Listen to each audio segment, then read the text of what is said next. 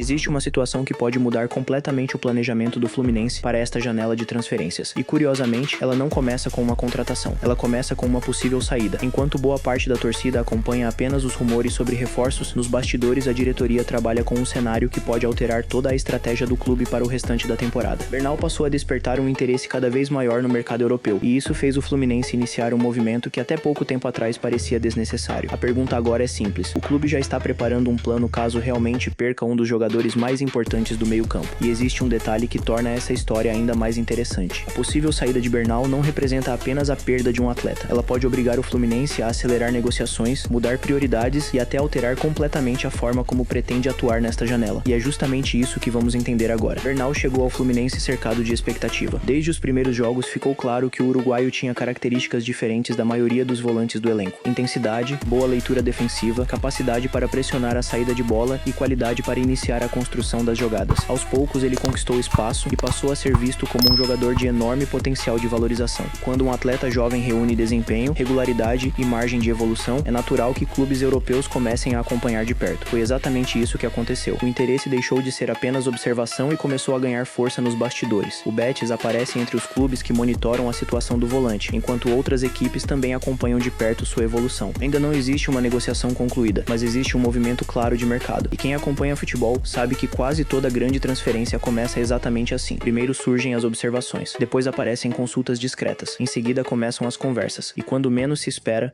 chega uma proposta oficial. Mas aí aconteceu uma coisa que pouca gente percebeu. O Fluminense não esperou uma oferta chegar para começar a pensar no assunto. A diretoria passou a avaliar cenários, porque uma venda importante nunca afeta apenas uma posição do elenco. Ela influencia todo o planejamento esportivo e financeiro. Se Bernal sair, será preciso encontrar alguém com características parecidas, e encontrar um volante moderno, capaz de defender, organizar e manter intensidade durante 90 minutos não é uma tarefa simples. É exatamente por isso que o departamento de futebol começou a observar possíveis alternativas antes mesmo de qualquer definição. E essa postura mostra uma mudança importante na forma como o clube trabalha. Em vez de agir apenas quando o problema aparece, o Fluminense tenta antecipar os próximos movimentos da janela. Só que existe outro detalhe que muda completamente essa história. Um dos nomes que agradavam ao clube praticamente saiu do radar. Guido Rodrigues, jogador muito conhecido do futebol europeu e frequentemente citado como uma oportunidade de mercado, renovou sua situação no exterior e deixou de ser uma alternativa viável. Parece apenas uma notícia isolada, mas ela tem um efeito enorme. Quando uma opção importante desaparece, o número de alternativas diminui, e isso faz o departamento de scout acelerar a busca por novos nomes. Ou seja, a possível saída de Bernal não cria apenas uma vaga, ela obriga o clube a reorganizar toda a lista de prioridades. E é justamente nesse momento que outro personagem entra na história. Zé Vitor começou a ganhar força nas análises internas, não porque exista uma contratação encaminhada, mas porque o perfil do jogador se encaixa em várias características procuradas pela diretoria: juventude, intensidade, capacidade física e margem de evolução. O Fluminense sabe que o mercado está cada vez mais competitivo. Jogadores prontos custam caro. Por isso, encontrar atletas que ainda podem evoluir se tornou uma estratégia importante. E Zé Vitor aparece exatamente dentro desse perfil. Ainda não existe proposta, ainda não existe negociação avançada, mas o simples fato de seu nome aparecer entre os monitorados mostra que o clube trabalha com diferentes cenários para evitar ser surpreendido caso uma venda aconteça. Agora existe uma pergunta que talvez seja ainda mais importante do que a própria saída de Bernal. Se o Fluminense realmente precisar buscar um substituto, qual será a prioridade da diretoria? Um jogador experiente, capaz de chegar e assumir imediatamente a posição, ou um atleta jovem com potencial de crescimento e valorização futura? Essa decisão pode dizer muito sobre a estratégia do clube para os próximos anos, porque ela não envolve apenas o elenco atual, ela envolve a maneira como o Fluminense pretende competir financeiramente em um mercado cada vez mais difícil. Enquanto isso, o mercado europeu continua observando. Clubes acompanham jogadores diariamente, analisam desempenho, estudam características e montam relatórios antes mesmo de qualquer conversa oficial acontecer. Muitas vezes a torcida só fica sabendo quando a proposta aparece, mas o trabalho começou meses antes. É por isso que a situação de Bernal merece tanta atenção. O interesse não surgiu de uma hora para outra. Ele é resultado de um acompanhamento constante. E quando um atleta entra definitivamente no radar europeu, a tendência é que novas equipes também passem a observá-lo. Isso aumenta a concorrência e pode transformar uma simples sondagem em uma disputa muito maior do que parecia no início. E justamente quando parecia que toda a discussão girava apenas em torno de Bernal, outro detalhe começou a chamar a atenção dentro do planejamento do Fluminense, porque a diretoria sabe que uma negociação importante nunca acontece isoladamente. Cada decisão abre espaço para outra, cada venda influencia novas chegadas. E é exatamente existe essa sequência de acontecimentos que começa a desenhar os próximos capítulos da janela. E é justamente aí que essa história fica ainda mais interessante, porque quando o Fluminense começa a planejar uma possível reposição antes mesmo de perder um jogador, fica claro que a diretoria enxerga a janela de uma forma completamente diferente. Não se trata apenas de contratar quando alguém sai, trata-se de evitar que o elenco seja pego de surpresa. E essa mudança de postura pode fazer toda a diferença ao longo da temporada. Nos últimos anos, o clube viveu situações em que precisou correr contra o tempo para encontrar substitutos. Em alguns casos deu certo, em outros, as opções disponíveis já eram poucas. Os valores aumentaram e a margem para negociação ficou muito menor. Agora a ideia parece ser outra: trabalhar com antecedência, montar uma lista de nomes e estar preparado para agir rapidamente caso o mercado acelere. Mas existe um fator que torna essa missão ainda mais complicada. O futebol brasileiro vive um momento de enorme exposição internacional. Cada vez mais clubes europeus observam jovens jogadores que atuam na América do Sul. O perfil mudou. Antes era comum esperar um atleta atingir o auge para tentar uma contratação. Hoje o objetivo é justamente o contrário: comprar antes da valorização máxima. É por isso que jogadores como o Bernal entram tão cedo no radar europeu. Eles unem idade, potencial de evolução e características que se encaixam no futebol moderno. Para o Fluminense, isso representa um desafio permanente: como manter jogadores importantes tempo suficiente para fortalecer o time sem perder oportunidades financeiras que podem ser decisivas para o futuro do clube. E essa pergunta leva a outra reflexão importante: até que ponto vale a pena segurar um atleta se uma proposta muito alta chegar? A resposta nunca é simples. Do ponto de vista esportivo, manter Bernal significa preservar uma peça importante do meio-campo. Do ponto de vista financeiro, uma venda relevante pode abrir espaço para investimentos em mais de uma posição. É exatamente esse equilíbrio que a diretoria tenta encontrar. E talvez essa seja a parte mais difícil do trabalho, porque toda decisão gera consequências. Se vender, enfraquece o elenco no curto prazo. Se não vender, corre o risco de perder uma oportunidade de mercado que talvez não volte a aparecer. Enquanto essas possibilidades são analisadas, o departamento de scout continua trabalhando, e esse trabalho acontece longe dos holofotes. São horas de observação,